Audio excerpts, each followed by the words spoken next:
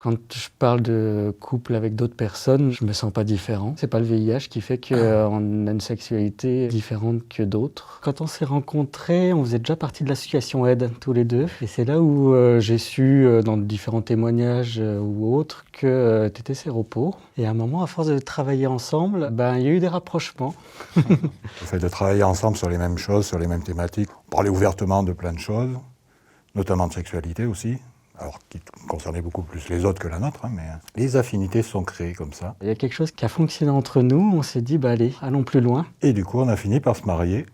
Oui, 10 ans qu'on est ensemble. On est mariés depuis 2014. C'est ça. Bien que je savais pertinemment la personne avec qui j'étais, qui était séropositive elle-même. Bon, on a eu un accident de préservatif. J'ai quand même pris une grande claque parce que j'avais la même notion que, je dirais, tout un chacun en fait. Bon, ça y est, j'ai le sida, je vais mourir, j'en ai plus que pour quelques années, et puis voilà. Mais c'était la vision qu'on avait encore à l'époque. Surtout moi, personnellement, dans mon entourage, j'ai connu plein d'amis qui sont décédés, malheureusement. C'était la période...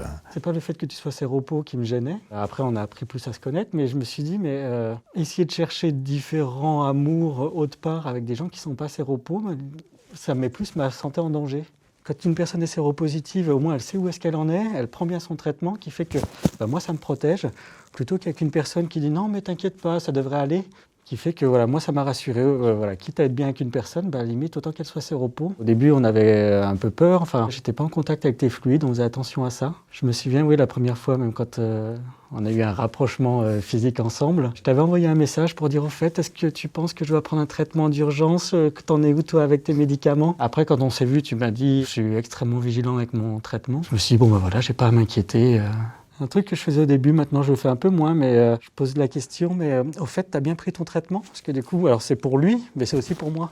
Là, je t'ai pas entendu le prendre. Si, je l'ai bien pris. Après, je lui fais confiance. Et donc, du coup, c'est lui qui a la charge là-dessus, mais j'essaie de la partager. Moi, du coup, je fais quand même des tests régulièrement. La confiance n'exclut pas le contrôle. Alors, quand je fais des tests, à chaque fois, j'ai toujours le « et si ». Si je le fais aussi régulièrement, c'est que si pour X raisons, même si j'y crois pas, j'apprends ma séropositivité, au moins je pourrais agir rapidement. Et après, en plus de 10 ans, il n'y a jamais rien eu, donc...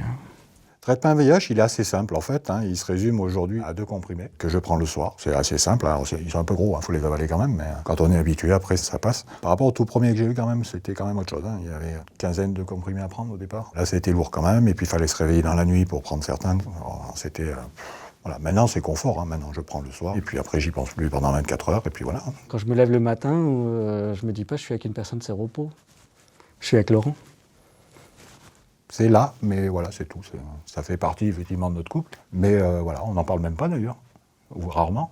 Oui, non. Hormis quand j'ai mes rendez-vous médicaux. C'est ça. Est-ce que l'amour passe au-dessus de tout?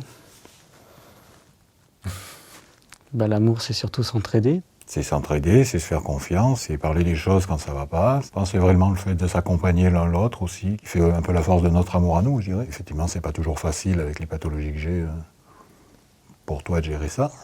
Je pense que chaque couple a sa vie intime particulière. Quand je parle de couple avec d'autres personnes, je me sens pas différent. En tout cas, c'est pas le VIH qui fait qu'on a une sexualité différente que d'autres. Malheureusement, aujourd'hui, il y a encore certains messages qui n'arrivent pas à passer. Dans le quotidien, c'est quand même assez dur des fois de se prendre en pleine face quand même. Le séropo, ou alors l'autre, il est pas clean à un moment où la personne disait non, on va s'arrêter là parce que de toute façon, moi, je peux pas.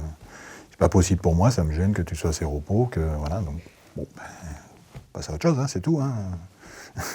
Ça fait mal, mais malheureusement, ça arrive. Ok, c'est une pathologie qui est difficile, qui est à vie, qui aujourd'hui encore ne se guérit pas, ça c'est clair. Mais par contre, aujourd'hui, malgré qu'on soit séropo, on vit au quotidien comme tout le monde, on a la même espérance de vie que tout le monde, en prenant son traitement, bien sûr. On ne contamine plus les partenaires.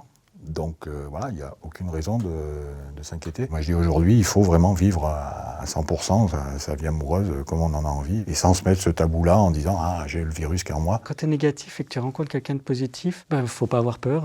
Du moment que la personne est sous traitement, qu'elle est bien suivie, l'autre personne n'a absolument aucun risque d'être contaminée par le VIH.